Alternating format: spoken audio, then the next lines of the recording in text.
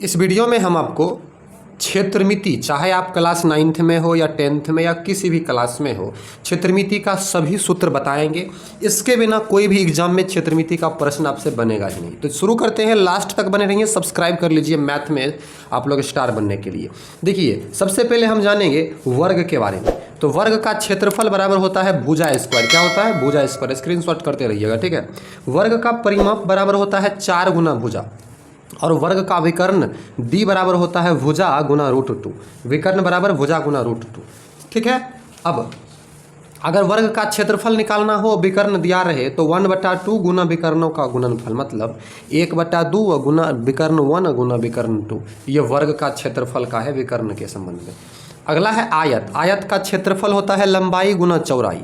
परिमाप होता है 2 × लंबाई प्लस चौड़ाई, और आयत का विकर्ण होता है √अंडर लंबाई स्क्वायर प्लस चौड़ाई स्क्वायर। √अंडर लंबाई स्क्वायर प्लस चौड़ाई स्क्वायर। त्रिभुज में आते हैं। त्रिभुज का क्षेत्रफल बराबर होता है 1/2 गुना आधार गुना ऊंचाई b गुना h, ठीक है। और समबाहु त्रिभुज का क्षेत्रफल होता है √3/4 गुना भुजा स्क्वायर। समबाहु त्रिभुज का क्षेत्रफल √3/4 गुना भुजा स्क्वायर। समबाहु त्रिभुज का परिमाप बराबर होता है 3 गुना भुजा। अगर त्रिभुज विषम बाहु हो तो उसमें हम लोग विषमबाहु त्रिभुज का क्षेत्रफल का सूत्र कह सकते हैं, चाहे हीरोन या हीरो का सूत्र। यह सूत्र होता है √under s × s - a × s - b × s - c। ये पूरा रूट में होगा। अब ये s क्या है? s को अर्ध परिमाप कहते हैं। तो s बराबर सूत्र होता है a + b + c/2, मतलब तीनों भुजाओं का योग /2। आगे हम बढ़ते हैं समानांतर चतुर्भुज।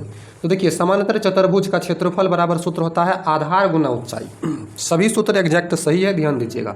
समांतर चतुर्भुज का परिमाप बराबर 2 × पहली भुजा प्लस दूसरी भुजा, ठीक है, a + b। सम चतुर्भुज का क्षेत्रफल बराबर होता है 1/2 गुना d1 गुना d2, ठीक है। और सम चतुर्भुज का परिमाप बराबर होता है 4 गुना भुजा। आगे है समलंब। समलंब चतुर्भुज का क्षेत्रफल बराबर 1/2 गुना समांतर भुजाओं का योग गुना ऊंचाई, मतलब इसको हम ऐसे भी लिख सकते हैं 1/2 × a + b × h। 1/2 समांतर भुजाओं का योग गुना ऊंचाई। वृत्त में आते हैं। वृत्त का क्षेत्रफल होता है πr²। वृत्त का परिधि होता है 2πr।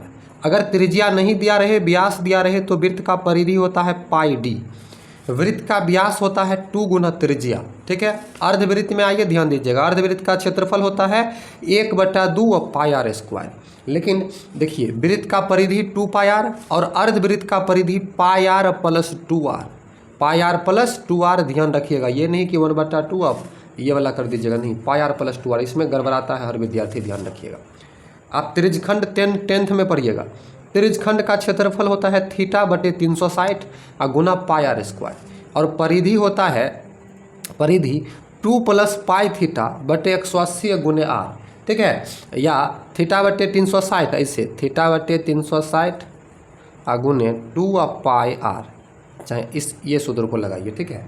चलिए आगे हम बढ़ते हैं। अब यहाँ पर हम बहुभुज के बारे में जानते हैं। बहुभुज की परिमाप बराबर होता है n गुने भुजा। जितना भुजा हो उसमें से 1 से गुना करिए, बराबर भुजा होता है। बहुभुज के अंतः कोणों का योग होता है n - 2 × 180 डिग्री। विकर्ण की संख्या निकालना हो तो भुजा × भुजा -3/2, ठीक है। अब आते हैं घन में। घन का आयतन होता है भुजा की, 9, 10 दोनों में है, और घन का संपूर्ण पृष्ठीय क्षेत्रफल होता है 6 गुना भुजा स्क्वायर। घन का विकर्ण बराबर होता है भुजा गुना √3। घनाभ, घनाभ का आयतन होता है लंबाई गुना चौड़ाई गुना ऊंचाई। घनाभ का संपूर्ण पृष्ठीय क्षेत्रफल बराबर होता है 2 × LB + BH + HL, ठीक है।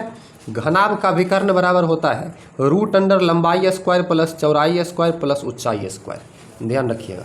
अब आते हैं बेलन में। बेलन का आयतन होता है πr²h।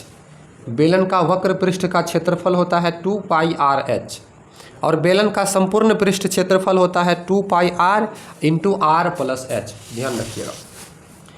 शंकु, शंकु का आयतन होता है 1/3 πr²h, और शंकु का वक्र पृष्ठ क्षेत्रफल πrl, l तिर्यक ऊंचाई को कहते हैं।